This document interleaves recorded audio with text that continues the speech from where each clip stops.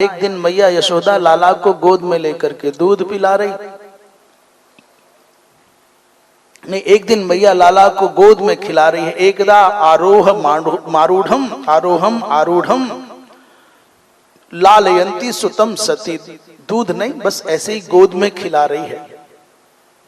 और अचानक मैया को लगा कि बालक है, यद्यपि लाला बहुत छोटे हैं, बड़े सुकोमल हैं, बड़े सुकुमार हैं, पर मैया को अचानक लगा कि लाला कछु भारी है रोए। और कछु भारी का और भारी और भारी और भारी, और इतने भारी लगने लग गए अचानक कि यशोदा निर्णय नहीं कर पा रही कि भजन किसका है।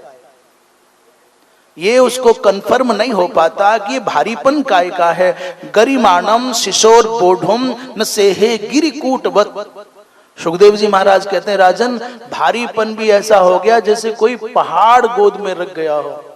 तो बड़ी मुश्किल से जैसे तैसे करके जान बचाई। मैया ने लाला को नीचे उतारा और तब तो चैन की सांस आई।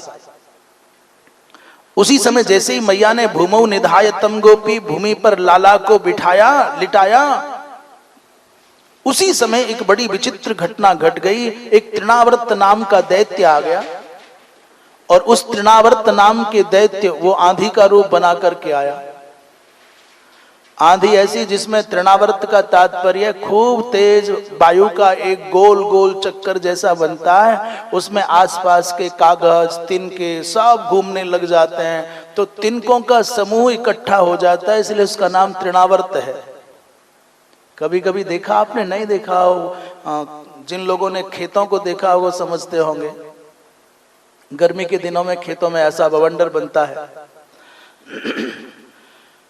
और अचानक जब वो तृणावर्त का इतना प्रभाव बढ़ा तो चक्रवात स्वरूपेण जहारासीन मर्भकम, चक्रवात के रूप में आया और भगवान कृष्ण को, बालक को उठा करके अपने साथ आकाश मंडल में अंतरिक्ष में ले गया।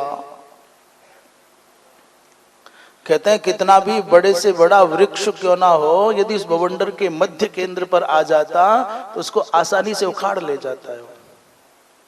मनुष्यों को भी उठा ले जाता है, कार भी कभी कभी जब भारी वेग होता है उसका तो उठ जाती है। एक क्षण को तो पूरे के पूरे ब्रजमंडल में, एक मुहूर्त को तो पूरे के पूरे ब्रजमंडल में भैया अंधकार छा गया। धूल धूल, अंधकार अंधकार, सूर्य की किरणें आना बंद हो गई, दिन में रात्रि जैसा दृश्य बन गया। आंखों से दिखना बंद हो गया। लोग अपनी जान बचाने के लिए इधर उधर भागने लग गए, छिपने लग गए।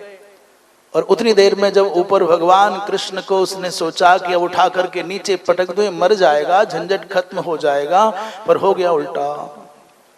भगवान ने बड़े प्यार से उसके गले में हाथ डाले तो बड़ा मगन भगवान के इस आलिंगन को पा करके, पर भगवान ने उसका गला दबाया दबाया दबाया और काम हो गया। बोलिए वृंदावन बिहारी लाल की। गया तो था भगवान को लेकर के कि उठा करके धरती पर पटक दूंगा, ये मर जाएगा, और हो गया उल्टा। गलत ग्रहण निश्चेष्टो दैत्यो निर्गत लोचना। अव्यक्त आराव करता है, धरती पर गिर गया, प्राणांत हो गया। और श्रीमद् भागवत का एक बहुत प्यारा सूत्र है, दुष्टों को मारने के बारे में सोच करके अपना समय खराब मत करो। कोई नीच व्यक्ति है और तुम उसकी नीचता से पीड़ित भी हो तो भी उसके बारे में अपना समय खराब मत करो, ज्यादा मत लगाओ। पापी व्यक्ति अपने पाप के कारण अपने आप मारा जाएगा, और साधु भगवत भजन के प्रभाव से, सज्जन अपनी समता के प्रभाव से सुरक्षित रह जाएगा।